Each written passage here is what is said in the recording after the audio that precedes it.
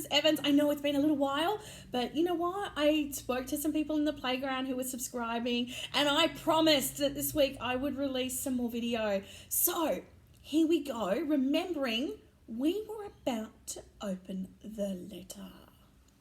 All right. They stared at each other, seeming to have forgotten that Harry and Dudley were still in the room.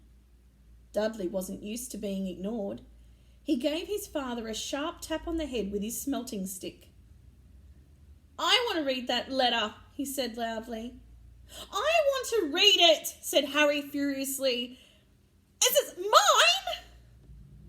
"Get out, both of you," croaked Uncle Vernon, stuffing the letter back inside its envelope.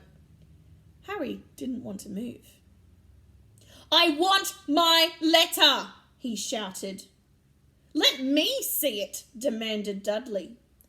"Out!" roared Uncle Vernon, and he took both Harry and Dudley by the scruffs of their necks and threw them into the hall, slamming the kitchen door behind them. Harry and Dudley promptly had a furious but silent fight over who would listen at the keyhole. Dudley won, so Harry, his glasses dangling from one ear, lay flat on his stomach to listen at the crack between door and floor. "Vernon," Aunt Petunia was saying in a quivering voice, "look at the address. How could they possibly know where he sleeps? You don't think they're watching the house?" "Watching, spying, might be following us," muttered Uncle Vernon wildly. "But what should we do, Vernon? Should we write back? Tell them we don't want..." Harry could see Uncle Vernon's shiny black shoes pacing up and down the kitchen. "No," he said finally. "No, we'll ignore it. If they don't get an answer, yes, that's best. We won't do anything." "But I'm not having one in this house, Petunia. Didn't we swear when we took him in we'd stamp out that dangerous nonsense?" That evening, when he got back from work, Uncle Vernon did something he'd never done before. He visited Harry in his cupboard. "Where's my letter?" said Harry, the moment Uncle Vernon had squeezed through the door. "Who's writing to me?" "No one. It was addressed to you by mistake," said Uncle Vernon shortly. "I've burned it." "It was not a mistake," said Harry angrily. "It had my cupboard on it." "Silence!" yelled Uncle Vernon, and a couple of spiders fell from the ceiling. He took a few deep breaths and then forced his face into a smile, which looked quite painful. Yes, Harry, about this cupboard. Your aunt and I have been thinking. You're really getting a bit big for it. We think it might be nice if you moved into Dudley's second bedroom." "Why?" said Harry. "Don't ask questions," snapped his uncle. "Take this stuff upstairs now." The Dursleys' house had 4 bedrooms, one for Uncle Vernon and Aunt Petunia, one for visitors, usually Uncle Vernon's sister Marge, one where Dudley slept, and one where Dudley kept all the toys and things he wouldn't fit into his first bedroom. It only took Harry one trip upstairs to move everything he owned from the cupboard to this room. He sat down on the bed and stared around him. Nearly everything in here was broken.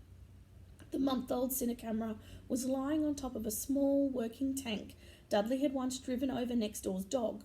In the corner was Dudley's first ever television set, where he'd put his foot through when his favourite program had been cancelled. There was a large bird cage which had once held a parrot that Dudley had swapped at school for a real-life air rifle, which was up on a shelf with the end of all bent because Dudley had sat on it. Other shelves were full of books. They were the only things in the room that looked as though they'd never been touched. From downstairs came the sound of Dudley bawling at his mother. "I don't want him in there. I need that room. Make him get out." Harry sighed and stretched out on the bed. Yesterday he'd given anything to be up here. Today he'd rather be back in his cupboard with that letter than up here without it. Next morning at breakfast, everyone was rather quiet. Dudley was in shock. He'd screamed, whacked his father with his smelting stick, been sick on purpose, kicked his mother and thrown his tortoise through the greenhouse roof, and he still didn't have his room back. Harry was thinking about this time yesterday and bitterly wishing he'd opened the letter in the hall. Uncle Vernon and Aunt Petunia kept looking at each other darkly. When the post arrived, Uncle Vernon, who seemed to be trying to be nice to Harry, made Dudley go and get it. They heard him banging things with his smelting stick all the way down the hall. Then he shouted, "There's another one! Mr. H. Potter, the smallest bedroom, 4 Privet Drive." With a strange cry, Uncle Vernon leapt from his seat and ran down the hall, Harry right behind him.